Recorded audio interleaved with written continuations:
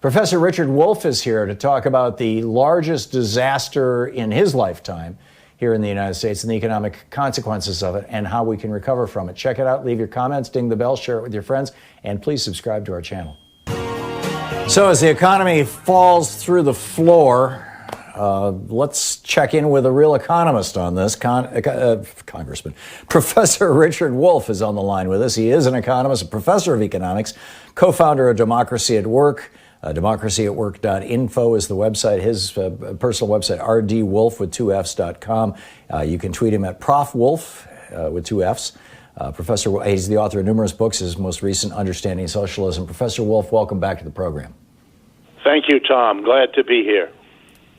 So I don't have a lot of very specific questions for you. I would love to hear your thoughts on, number one, what the Fed is doing in relation to our entire economic system, the banking system and all this kind of thing.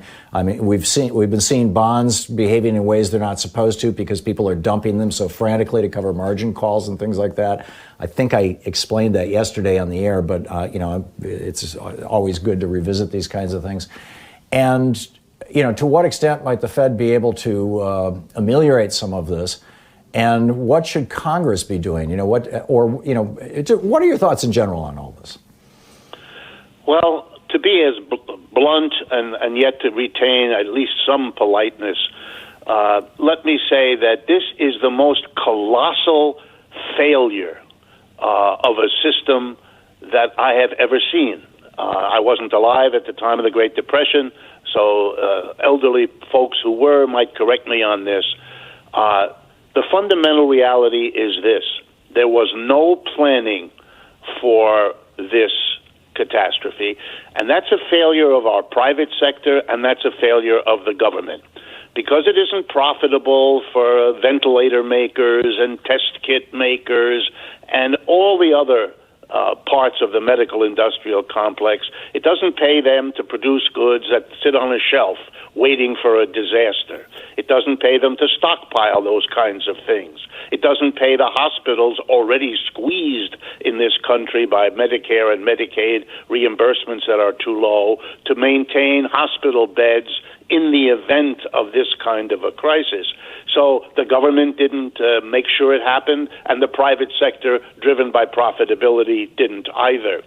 And that is a mistake, and that is a failure, because we have already lost more money by this crisis than it would have cost to do all of those things. So it's not that we can't do it as a society, but we are in a society where profit is the number one item, the priority, the goal, the bottom line. And when you have that as your bottom line, public health comes a distant second, and we're now living out that contradiction. Number one. Number two, equivalent to the lack of planning in the realm of health of our people is the lack of planning of what to do in the event of the kind of emergency. Even if we were better equipped medically to deal with it, there would have had to be in place the facilities, the logic, the planning, how to cope with a crisis like this. And it's not as though we haven't had it. The Great Depression was supposed to have taught us all kinds of lessons.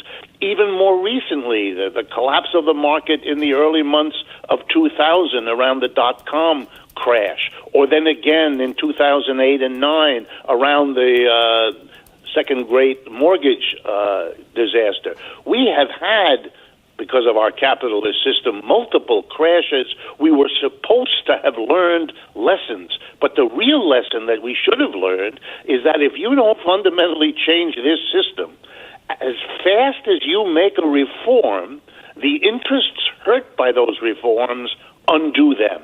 We passed, just to take the most gross example, 1933, the Banking Act, otherwise known as Glass-Steagall.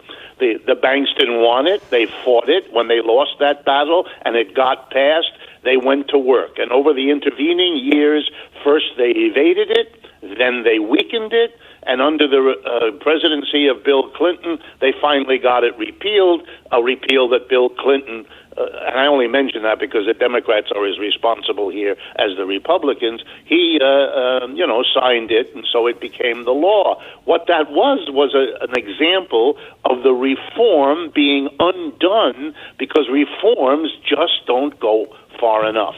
Okay, with that background, what you're seeing now is more reforms. I can't tell you, nobody can, whether they will be sufficient. You may have noticed that we went from a few $1 billion a few days ago to now a few trillion. That gives you an idea of the out of controlness of the people we refer to as our leaders. But the reality is we don't know what to do beyond the reforms, and we're barely able to get our heads around them. And that's not because we aren't smart, and that's not because people at the top don't have brains. They do, but they are hampered by a system that focuses their attention and makes their acts work in such a way that we are in the total mess we're in now. Yeah. Remarkable. A couple of quick points. Number one, I don't know if Joyce told you when she called you that when I'm doing the show from home like this remote, we have hard breaks at 15 minutes after. So I can't control that. The automation system will come in and step on whichever of us is talking. Okay. Secondly, I was just looking at total curative beds per 1,000 people. And China has 4.9 beds per 1,000 people. France has 4.1 beds. This is hospital beds per 1,000 people. Germany has 6.2 hospital beds per 1,000 people. Japan has 7.9 beds per 1,000 people. The United States has 2.5. Yeah, it's beyond words. The story with the ventilators is the same. The story with the test kits. China now has a test kit that can get you the answer whether you're infected or not within a matter of, I believe, 3 hours, which is an crucial time advantage in a period of rapid spread, so we can isolate people and quarantine and prevent the spread. We don't use them. I did a tweet earlier today about how the Italian government, when it didn't get the help it wanted from the EU, turned to China. That's many, many weeks ago, got massive help from China compared to our government, which spends its time insulting and otherwise alienating the Chinese government when we don't have comparable tests. It's stupefying, but it is, again, a consequence of a system that is simply not geared to putting the priority on the public health that the public needs and wants.